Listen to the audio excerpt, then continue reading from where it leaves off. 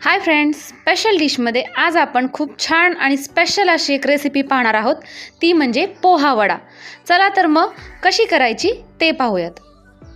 तर यासाठी एक वाटी पोहे 1 तास मी भिजत ठेवलेले होते आणि त्यातलं व्यवस्थित पाणी नितळून नंतर त्यामध्ये अर्धा फुलपात्र एक्स्ट्रा पाणी ओतलं होतं आणि मस्त असे हे पोहे भिजल्यानंतर यामध्ये एक बारीक चिरलेला कांदा, चवीनुसार हिरव्या मिरचीचे तुकडे, मीठ, खूप सारी कोथिंबीर आणि चटपटीत अशी टेस्ट येण्यासाठी एक छोटंसं अर्ध लिंबू यामध्ये पिळून टाकणार आहोत आपण।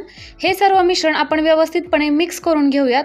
पोहे भिजल्यामुळे याचा छान असा गोळा तयार होतो, तो हाताने आपण तयार करून घेऊयात। तसंच यामध्ये आपण जिरी, मोहरी आणि कढीपत्ता याची फोडणी तुम्ही आत्ताच टाकली तरीही चालेल, नाहीतर एकदा या मिश्रणावरनं हात फिरून व्यवस्थित असं मऊ हे मिश्रण करून नंतर जरी टाकली तरीही चालते। तर अशा पद्धतीनं हे मिश्रण मी एकजीव केलेलं आहे।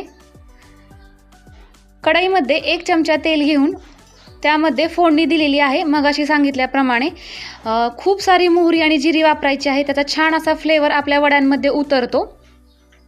तर आपले एक डेली व्ह्यूअर्स आहेत विजया जोशी, तर त्यांनी ही रेसिपी सुचवलेली आहे, त्याबद्दल त्यांची मनापासून आभार। आणि घरी मी ही रेसिपी जेव्हा ट्राय केली तेव्हा घरात सगळ्यांनाच खूप छान आणि खूप मस्त आहे असा त्यांचा रिप्लाय आला, त्यामुळे मी आज लगेच आपल्या सर्वांसाठी ही सादर केलेली आहे। तर आमच्या सगळ्यांकडून विजया जोशींसाठी एकदा धन्यवाद। आता हे सर्व मिश्रण व्यवस्थितपणे मिक्स केल्यानंतर आता आपण याचे वडे तयार करायला घेऊयात। तुम्हाला जसा आकार हवा आहे तसा तुम्ही याला देऊ शकता। मी मीडियम साईजचे वडे ह्याचे तयार करून घेते। सर्व वडे जे आहेत ते अगोदर आपण तयार करून घेऊयात। हातानं अशा पद्धतीनं प्रेस करून खूप छान आणि मस्त अशी रेसिपी आहे आणि झटपट तयार होते। नाश्त्यासाठी खूप छान असा ऑप्शन आहे। तर या ठिकाणी आपला पहिला वडा तयार झालेला आहे। अशाच पद्धतीनं मी सर्व वडे तयार करून घेतलेले आहेत। आता आपण याचं बॅटर तयार करायला घेऊयात। तर बॅटरसाठी एक 2 चमचे, तुम्ही पाहू शकता माझा चमचा, ते 2 चमचे बेसन पीठ घेतलेलं आहे। यामध्ये ओव्याने खूप छान टेस्ट येते, जवळजवळ 1 चमचाभर ओवा टाकायचा। अद्रक, लसूण, कोथिंबीर याची पेस्ट, हळद, अगदी 1 चिमट सोडा वापरलेला आहे, मीठ चवीनुसार, बारीक अशी चिरलेली कोथिंबीर,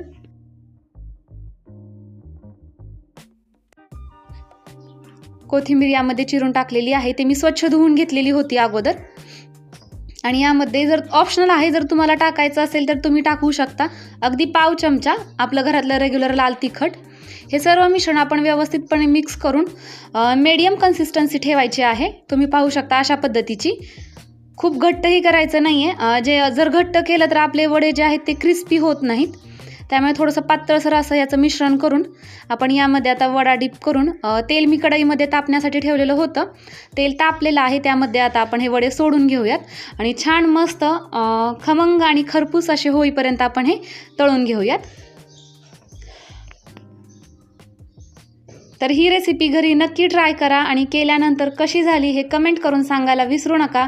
त्याचप्रमाणे जर तुम्ही आणखीनपर्यंत आपल्या स्पेशल डिश या मराठी रेसिपी चॅनलला सबस्क्राईब केलेलं नसेल तर सबस्क्राईब करायला विसरू नका। आपल्या फ्रेंड्स, फॅमिलीसोबत हे व्हिडिओ नक्की शेअर करा।